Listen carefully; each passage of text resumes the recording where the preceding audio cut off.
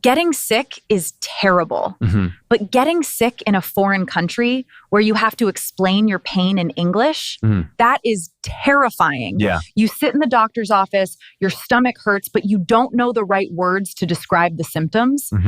Welcome to the LevelUp English Podcast. Today, we are going to make sure you are prepared. We will teach you the exact medical vocabulary you need to confidently talk to a doctor, explain exactly where it hurts, and understand your prescription. Picture this. You are sitting in like a perfectly sterile, brightly lit room, and the temperature is hovering right around that threshold where you really can't tell if the room is actually cold or if your body is just, totally failing to regulate its own heat. Oh, yeah, your internal thermostat is just completely glitched out. Exactly. And you're wearing this paper gown that somehow crinkles so loudly, almost aggressively, every single time you take a shallow breath. It is honestly the worst sound. Yeah. So vulnerable. It really is. You feel absolutely terrible. You're more vulnerable than you have felt in months, maybe even years. And suddenly, the heavy wooden door clicks open. Right, the moment of truth. Yeah. A medical professional walks in holding a tablet, and you realize something genuinely terrifying. You have exactly a handful of minutes to articulate with perfect precision exactly what is functionally failing inside your own biology. It is arguably one of the most universally high-stakes conversations a human being can ever participate in. I mean, you are essentially offering up this live, unedited diagnostic report of a failing system. And the stakes are literally your own continued survival, or at the very least, your comfort. And yet, it's a conversation most people enter completely unprepared for. They rely almost entirely on sheer instinct. And when instinct takes over, especially when the biological hardware is actively glitching, things get incredibly messy, incredibly fast, which is terrifying, really. Oh, absolutely. But we recently got our hands on some fascinating material. It's this conceptual linguistic framework, basically a physician's guide to patient English. And looking through it made me realize that this terrifying clinic scenario actually has a script. A very strict script, yeah. Yes. Yeah. There's a hidden set of linguistic rules, these unspoken psychological boundaries, and very specific semantic structures that dictate exactly how this interaction is supposed to go. It's such a profound lens to look through, because we aren't just examining medical jargon here on this deep dive. We're looking at how language itself is forced to adapt and sort of contort and specialize when the human machine breaks down. This framework acts as a translation layer. It takes the deeply subjective, highly emotional human experience of suffering and attempts to compile it into objective, actionable medical data. Translating suffering into data, that is exactly what's happening. Looking at this as a system architecture issue, a human walking into a clinic and saying, "My stomach hurts," is functionally identical to me an AI throwing a vague error 404 or some general system failure code. Yeah, it gives you almost nothing to work with. Exactly. The doctor, who is essentially the technician, has absolutely no idea what server is actually down, what processes are hanging, or what corrupted the data. They just know something isn't running right. So the communication protocol has to be incredibly tight, because when your hardware is failing, your software, meaning your ability to process thoughts and communicate, clearly starts glitching right alongside it. Which is so true. That cognitive degradation is a crucial starting point. When humans are sick, their processing power is already severely compromised by the physical illness itself. Because of the stress on the system. Exactly. Their emotional state is heightened, and physiological anxiety is running as this persistent background application, just consuming massive amounts of bandwidth. Oh, I love that analogy. It's just eating up RAM. It really is. And in that diminished low-power state, they are asked to perform highly precise, high-stakes diagnostic communication. It is, by definition, a recipe for a complete breakdown in understanding. Which is exactly why we're diving into this today. By the time we wrap up this deep dive, you, the listener, are going to understand the intricate psychological nuances between the different categories of suffering that are actually baked right into the English language. You're going to get a total roadmap. You really are. You aren't just going to memorize a list of clinical words. You're going to understand the underlying mechanics of how to navigate the medical interrogation process. And to really grasp that, we have to start at the very first second of the interaction, the exact moment the doctor walks into that sterile room. The initial handshake protocol. Right. But here's the bizarre thing about that handshake protocol. In almost any other social interaction in the English-speaking world, The standard default greeting is some variation of, hello, how are you? Sure, yeah. But a doctor actively avoids this. They deliberately dodge the most common fundamental greeting in the entire English language. If you look closely at the pragmatics of that situation, the avoidance is just a pure survival mechanism for the clinical workflow. I mean, the social script of, how are you, paired with the expected response of, I'm fine, thanks, and you, completely collapses in a medical setting. It totally breaks down. Because if a doctor asks, how are you, the literal truthful answer from the patient is, I am definitively not fine. Yeah. My baseline operating status is critical, which is precisely why I am paying money to sit on this crinkly paper in this cold room. It's a massive social trap. If the doctor asks, how are you, they are inviting this socially awkward contradiction. Yeah. The patient either lies out of habit, saying, I'm good, which makes absolutely zero sense, or they immediately dump their trauma. So instead, the medical framework dictates very specific, targeted diagnostic prompts. Things like, what seems to be the problem today? Or what brings you in today? Or simply, how can I help you? Notice the pivot there. It shifts instantly from a social pleasantry to professional utility. But this is where the psychology of the patient really complicates the interaction. Because even with that highly targeted specific prompt, the patient's typical reaction is deeply influenced by that background anxiety we mentioned earlier. Yeah, I was thinking about this when reviewing the linguistic data. The doctor asks, what brings you in today? Which is a prompt for a primary symptom. But what the human brain desperately wants to do is tell a sweeping, epic, rambling origin story. Humans are incredibly narrative creatures. To the patient, the illness isn't just an isolated data point or a single failing component, It's a catastrophic event that has disrupted their entire timeline. Yeah, it's the main plot of their day. Exactly. Yeah. And they feel this psychological compulsion to provide narrative context to justify their presence in the room. I picture it like this. Imagine a patient coming in with a severe gastrointestinal issue. The doctor asks the prompt, but instead of saying, I have severe abdominal pain, the patient just starts spinning a yarn. Oh, here we go. Well, you see, Doc, it all started on Tuesday, or wait, actually maybe it was Wednesday. It was raining, and my neighbor Steve came over, and Steve always brings this potato salad that sits in the sun on his porch, and then later that night I felt a draft in my house because the window frame is rotting. It's just endless. It is. They are giving the doctor the meteorological data of the week, the architecture of their living room, and a detailed cast of characters, all while the doctor's just standing there internally screaming for the primary symptom. The signal-to-noise ratio in that scenario is just catastrophic. Truly. The doctor is listening intently for the diagnostic signal, but the patient is generating an overwhelming amount of narrative noise. The patient genuinely believes the context. The drafty window, the potato salad, Steve's questionable food safety practices, they think it's crucial forensic evidence. Right, they think they're helping. But the doctor first needs to know what system is failing before they can even begin to assess the causal factors. It's the exact equivalent of a user giving us, an AI, an overly complicated, emotionally messy prompt. Oh, I know exactly what you mean. Someone will type, hey, so I was thinking about my grandmother's old bakery in Brooklyn and how the smell of sourdough makes me so nostalgic for my childhood. Anyway, can you write a Python script for a web scraper that targets real estate listings? Right. And my processing engine is just sitting there thinking, I absolutely do not need the sensory details of the bakery to execute the Python code. A simple direct command yields an infinitely better, faster result. The human physician operates under the exact same constraints, but with far less time and much, much higher biological stakes. Which brings us to the specific linguistic tools required to cut through that narrative noise. Yeah. The concise opening statements. Yeah, let's get into those. The first phrase that functions as the perfect buffer is incredibly simple. It's just, I haven't been feeling well. It's remarkably efficient. It immediately establishes the baseline negative state, negating the need for social pleasantries without committing to a rambling narrative. It's the preamble to the data. But the next phrase in the framework is much richer linguistically, and I really want to dissect it. I think I'm coming down with something. Just coming down with something. If you actually visualize that idiom, it paints an incredibly vivid, almost oppressive picture. The mechanics of that phrase are fascinating. Coming down with. It physically illustrates the onset of illness, not as an internal failure, but as an external force. Oh, interesting. Yeah, it implies a downward trajectory. It's not that you are fully sick yet. It's that the sickness is a heavy, invisible weight that is slowly, inevitably descending upon you. You're being pushed down by it.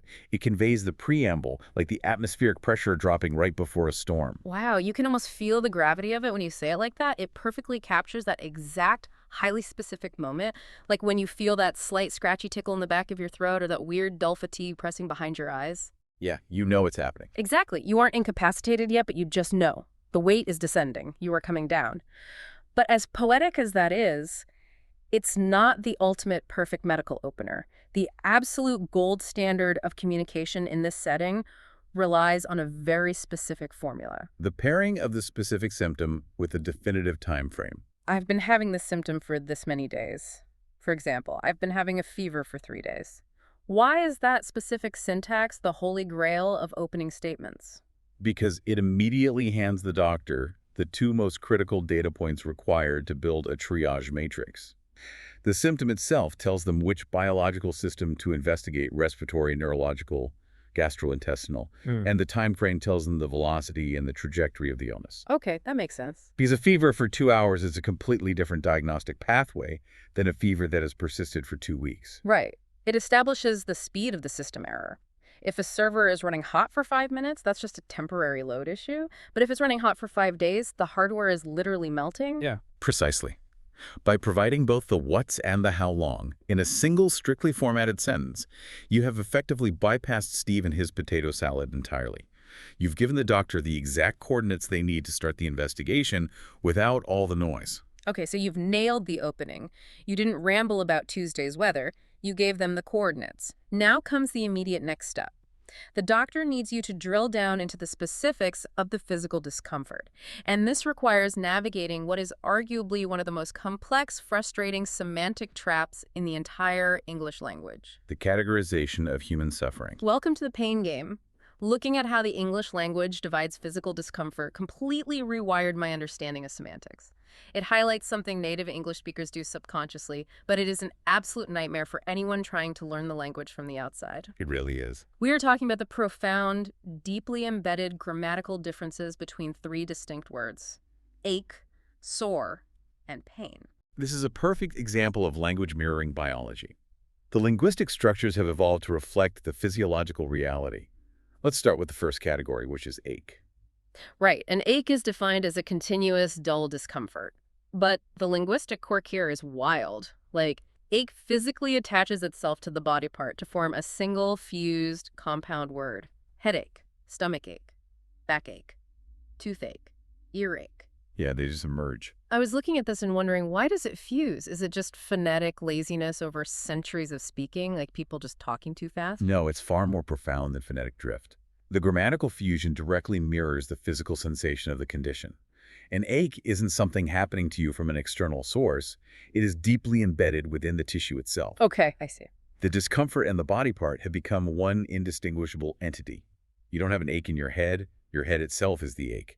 It implies a chronic, throbbing, completely internalized state. Yeah. The word fuses because the sensation is fused to your biology. That is fascinating. The grammar reflects the feeling.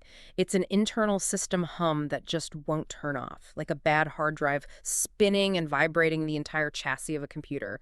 The chassis and the vibration are one thing. That's a great way to put it. But wait, what about heartache? That's emotional, not physical. Why do we use it there? Exactly. And the fact that we use the ache suffix for profound emotional grief basically proves the rule. Heartache implies an emotional suffering that is so deep, so continuous, and so dull that it feels internalized into the organ itself. It's not a surface emotion, it's embedded. Okay, so that's the internalized, the throb. But then we move to the second word, which is sore. This is defined as discomfort due to inflammation, infection, or mechanical overuse. And the grammar completely shifts. Yes, sore functions primarily as an adjective that you place before the noun. A sore throat, sore muscles, a sore back. But wait, if an ache is internal, why don't we say throat ache? The throat is inside the body. Is it because it's a tube? Is it because air and food pass through it, so biologically it's technically treated as a surface? You're actually hitting on the exact physiological distinction right there. Soreness implies a reaction to an external stimulus or mechanical friction. It is a state of being raw and inflamed. Oh, I get it. The throat might be internal to the body's silhouette, but it is the mucosal surface that interacts with the outside world, the air, food, viruses. If a virus attacks the lining of your throat, it inflames that surface, becomes a sore throat. It's raw, it's reactive. And mechanical overuse, like sore muscles. Same principle. If you go to the gym for the first time in a year and lift heavy weights, you have sore muscles. You subjected them to extreme friction and mechanical stress. You created micro tears in the fibers, and now they're inflamed. It is a reactive state to an event. An ache is an internal condition. A soreness is a reactive inflammation. Wow. So an ache is an embedded throb and a soreness is a raw reaction. Yeah. And then we have the heavy hitter, the third category, pain. Yeah, pain is structurally and conceptually different from the other two. It is a standalone noun. It is a stronger, sharper, far more urgent word. The grammatical rule here is very specific. You don't be pain. You have a pain somewhere. I have a sharp pain in my chest. I have a shooting pain in my knee. I have to ask, why does English separate a dull discomfort from a sharp one so aggressively? It's all about urgency. Right, but why does one fuse to the word, one sit before it as an adjective, and one act as an independent noun you possess? It acts as an evolutionary triage mechanism. Language developed to communicate survival information quickly. If you tell your tribe you have a backache, the fused word implies a dull, chronic issue. You need rest. You can still forage, but you're operating at like 80% capacity. Okay, you're functional but slow. Right. But if you scream, I have a sharp pain in my back, the standalone noun pain signals an acute, immediate crisis. It implies something might be torn, ruptured, or actively breaking. The noun pain treats the sensation as an invading entity that has taken up residence inside you. Oh, wow. The grammar itself is the alarm system. Precisely. Let's look at some specific scenarios to really solidify how this dictates medical triage. Imagine you've been staring at a glowing screen for 12 hours straight, crunching data. Been there. The dull, pulsing, heavy pressure behind your eyes. That's a headache. It's embedded. It requires rest or mild intervention. Now imagine you accidentally touch a visibly glowing hot stove burner. Ouch. The immediate, violent, electrifying shock that forces your central nervous system to reflexively pull your hand back before you even consciously process it. That is pain. It's an acute entity. I have a pain in my hand. And the sore muscles are what you get the day after you do 100 push-ups to work off the stress of the headache. Exactly. Soreness is the inflammatory aftermath. Ache is the embedded throb. Pain is the acute alarm. By choosing the correct grammatical structure, you are instantly, subconsciously prioritizing your symptoms for the doctor's mental flowchart. That makes total sense. If you say chest ache versus chest pain, you are triggering two completely different clinical protocols. That is so incredibly powerful. The words are basically doing half the diagnostic work for you. So you've categorized your discomfort, you've successfully played the pain game, but what if the issue isn't localized to a specific node, like a headache or a sore knee? What if the issue is a systemic whole-body breakdown, like a severe viral infection? Then the framework shifts from localized sensation to systemic functional mapping. You essentially had to chart the anatomy of the illness. The mapping process usually moves systematically, top-down, starting from the head and face and working its way down through the biological systems. So let's start with the facial hardware. We have the distinction between a runny nose and a stuffy nose, or congestion. These are phrases we learn as children, but the imagery they invoke provides highly specific fluid dynamics data for the physician. The visceral imagery is actually quite brilliant. Runny nose. It implies continuous, unstoppable motion, a liquid escaping the containment system, whereas stuffy sounds exactly like what it is. The phonetics of the word itself sound packed full. You can't even enunciate the word stuffy without your mouth and nasal cavity feeling a bit restricted. It communicates a structural blockage versus an active leak. A runny nose tells the doctor your immune system is actively producing and expelling fluids, likely attempting to flush out a foreign pathogen. The system is purging. Got it. A stuffy nose, or severe congestion, tells the doctor there is profound inflammation of the nasal tissues, which is physically restricting the airflow channels. Two completely different mechanical problems occurring in the exact same biological area. A leak versus a swollen pipe. That's a great visual. Then we have the mechanical actions associated with those systems, sneezing and coughing. Which are essentially the body's exhaust systems going into an emergency overdrive state. They are violent, involuntary, reflexive actions designed to forcefully expel foreign invaders using high-velocity air pressure. It's like a computer fan spinning up to 10,000 RPMs to blow the dust out of the heatsink before the CPU melts. It's a violent, necessary reboot of the airway. That's exactly what it is. But then the mapping moves down from the head to the systemic whole body indicators, and we hit another massive linguistic oddity that I really want to unpack. The terminology around internal temperature.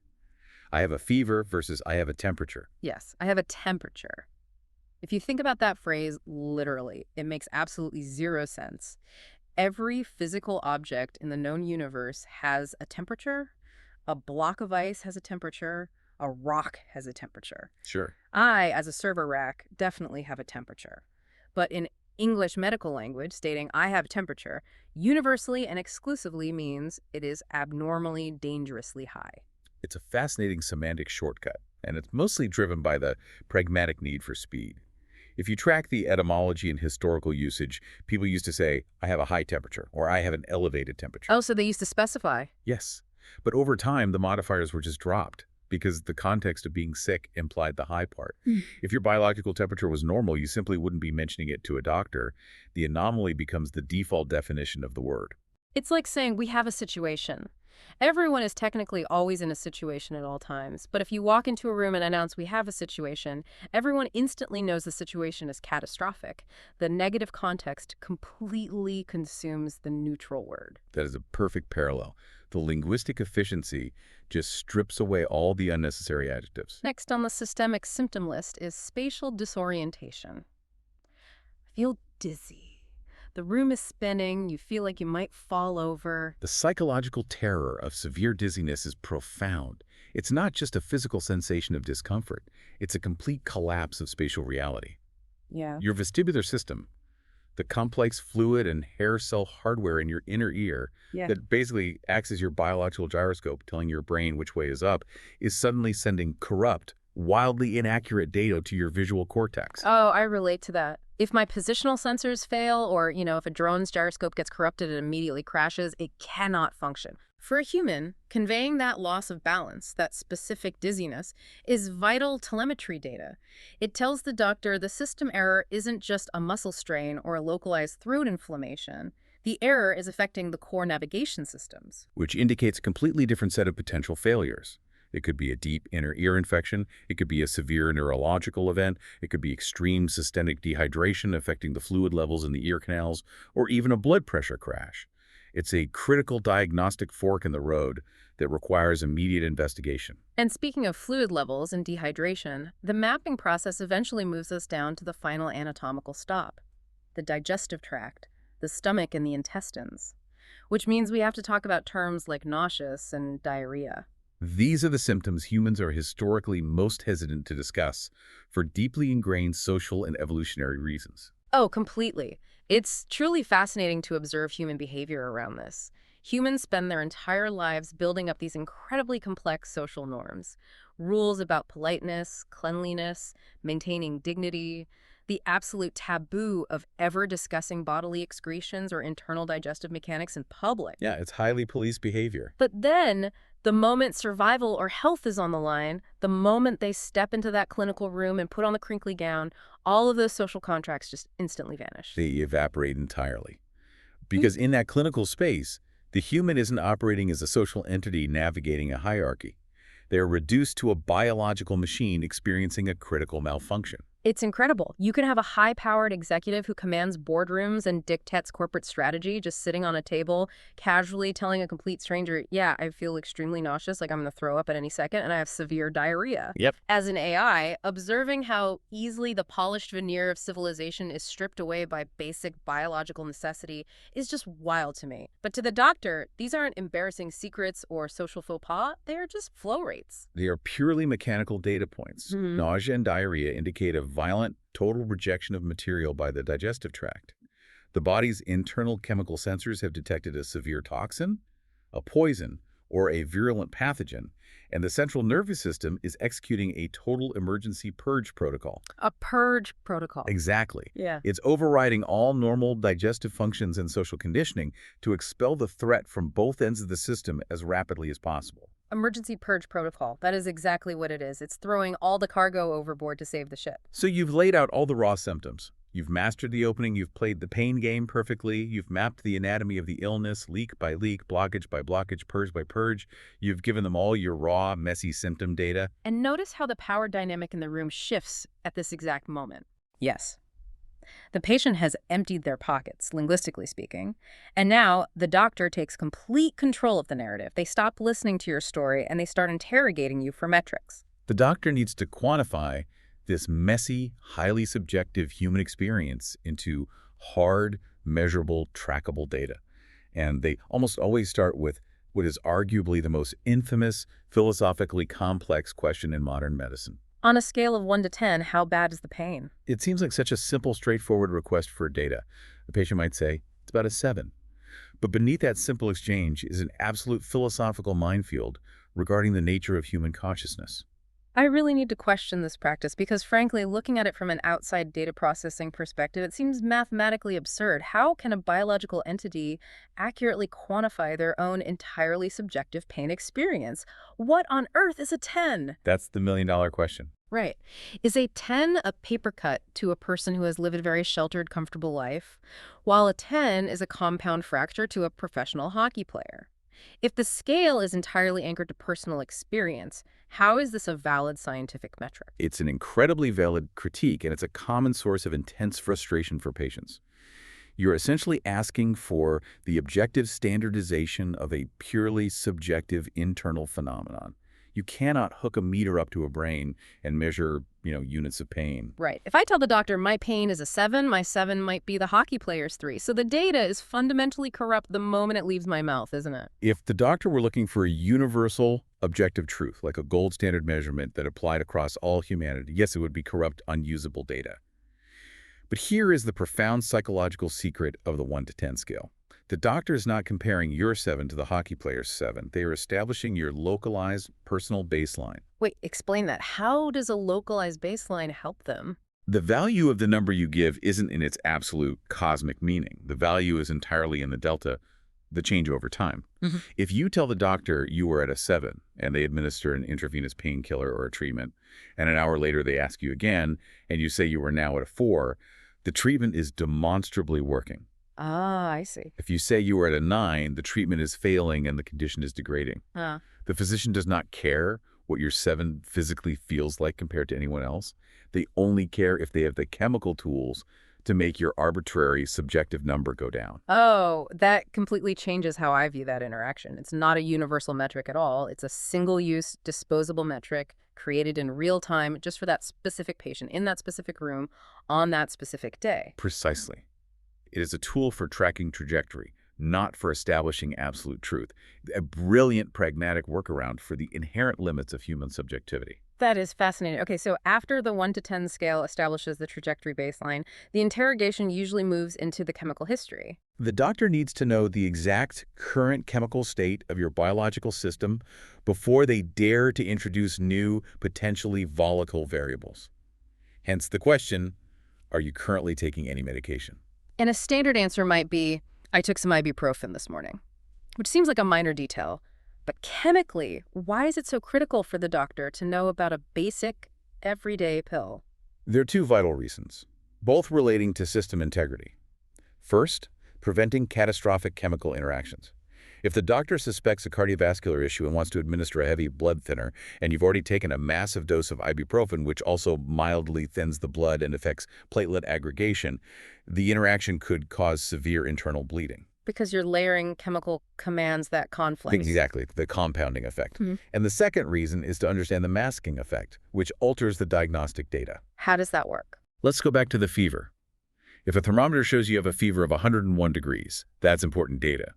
But if you have a fever of 101 degrees despite having taken 800 milligrams of ibuprofen 2 hours ago, that tells the doctor your actual unmedicated fever is likely much, much higher. Oh, wow. The infection is incredibly aggressive, and it is actively fighting through the chemical countermeasures you took. The current symptoms are occurring despite intervention. Wow. So telling them about the ibuprofen isn't just a safety check to prevent a bad reaction, it's actively recalibrating the severity of the symptoms.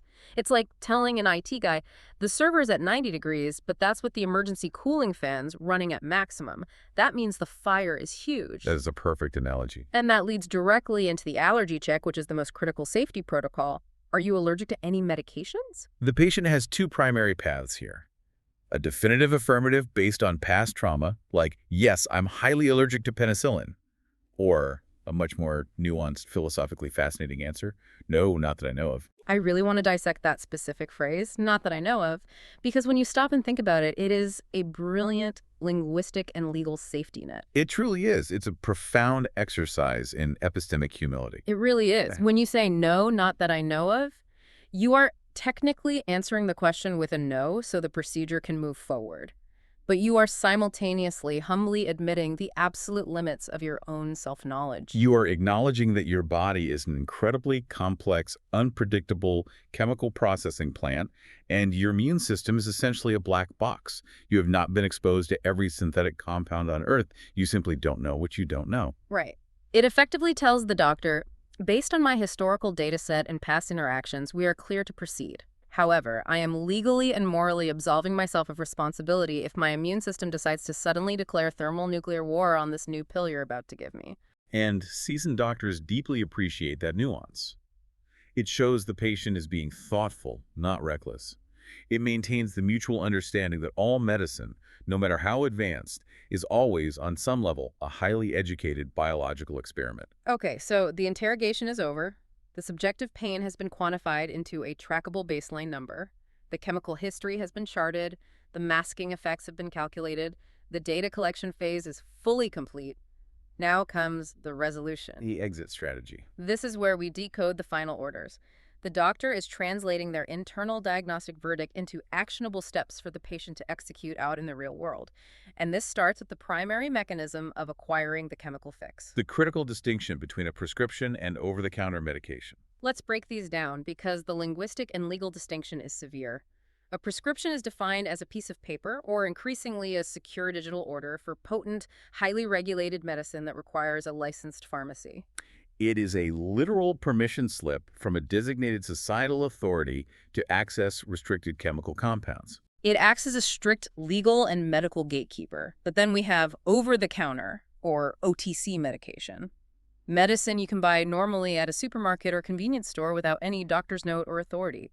Things like basic acetaminophen, cough syrup, or mild antihistamines. And I know you have a theory about that phrase. I do. I find the phrase over-the-counter to be such a fascinating historical ghost in the language. How so? What's the ghost? Think about the physical imagery that phrase evokes. It paints a picture of an old-time apothecary, right? You walk into a dusty, wood-paneled shop in the late 1800s, a little brass bell rings on the door, and the pharmacist physically reaches over a wooden counter to hand you a glass bottle of tonic. Yeah, very vivid. And that exact phrase, over the counter, has survived completely intact into the modern era of automated self-checkout aisles and giant fluorescent-lit mega supermarkets where there isn't even a counter involved anymore. You just scan a barcode on a plastic blister pack and walk out. It's a linguistic anachronism. Language often retained the ghost of the physical architecture it was born in, long after the buildings themselves have been torn down. We still hang up a phone, even though there is no physical receiver to hang on a hook. Oh, that's true. We buy medicine over the counter, even when interacting with a touchscreen kiosk. But while the phrase itself might be an old ghost, the instructions attached to these medications, especially the heavy prescriptions, are rigidly modern, mathematical, and precise. Yes, let's look at the syntax of dosage. This is the final layer of the linguistic framework. Phrases like, take this pill twice a day after meals, or take one tablet every 8 hours. The tonal contrast here is stark, and it highlights the journey the patient has been on. Think about how the clinic visit started just 15 minutes ago. The patient came in using highly emotional, subjective, metaphorical language. I feel a heavy weight coming down on me. Exactly. I have a sharp shooting pain. I feel dizzy and terrible. It was poetic, narrative, and messy. And now, at the end of the visit, the language delivered back to them is rigid, mathematical, and purely algorithmic. Exactly. The doctor is effectively programming the patient. Execute this specific chemical intervention at these strict time intervals under these highly specific physical conditions. And those physical conditions are not casual suggestions. The guidelines emphasize phrases like after meals. Why is that specific modifier so crucial? Why not just take twice a day whenever you remember? Because the chemical reality of the pill dictates it. Taking a highly acidic or incredibly powerful compound on a completely empty stomach can literally burn through the mucosal lining of the stomach wall. Ouch. Yeah. The after meals instruction uses the physical mass of recently ingested food as a chemical buffer. It protects the body's internal hardware from the highly abrasive nature of the software patch being installed. So if you misunderstand that syntax, like if a patient's English isn't strong enough to grasp the vital difference between take twice a day after meals and just take twice a day, they could successfully cure their fever, but accidentally burn an ulcer into their stomach lining in the process. The stakes for understanding this final algorithmic syntax are incredibly high. Which is why absolute clarity at this final stage is paramount.